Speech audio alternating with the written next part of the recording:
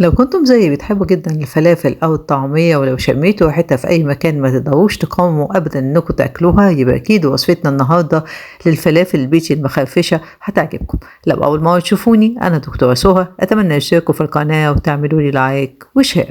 عندي كيلو من الفول المدشوش المنقوع لمدة 12 ساعة ومتصفي ومتنشف تماما. هنزل عليه بواحدة من بصلاية البصل الأخضر الراس بالشراشيب بتاعتها ونص حزمة كزبرة وأقلبهم حلو قوي مع بعض وراس توم وأبدأ أفرمهم في المفرمة. أنا بفرمهم وشين في المفرمة على الوش المتوسط بتاع المفرمة علشان لازم عجينة الفلافل تبقى خشنة بالشكل ده ما بتبقاش ناعمة، وهبدأ أحطهم في أكياس وأطبقهم كده وأحطهم في الفريزر. لما أجي أعمل بقى الفلافل هحط كزبرة ناعمة وكزبرة حصى ومعلقة صغيرة ملح ومعلقة مساح من البيكنج باودر ونص معلقة شطة وشوية مية، وأبدأ أضربها بالمضرب الكهربائي لحد ما لونها يبيض وتنفش وبتكون بالشكل دهوت. وطبعا هدوق أشوف الملح مناسب ولا لأ.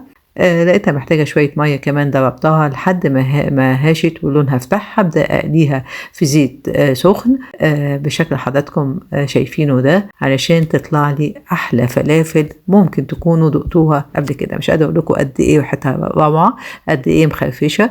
ما بنحطش خضرة كتير على الفلافل لأن بتسود العجينة، ومفيش كمون بيتحط على الفلافل. لو عجبتكم وصفتنا النهاردة لفلافل بيتي المخرفشة اللي أحلى من محلات بكتير، أتمنى أن انتوا تنفذوها وتكتبوا لي رأيكم وزيتكم بالتعليقات لأنها تستاهل تتعمل. وبالهنا.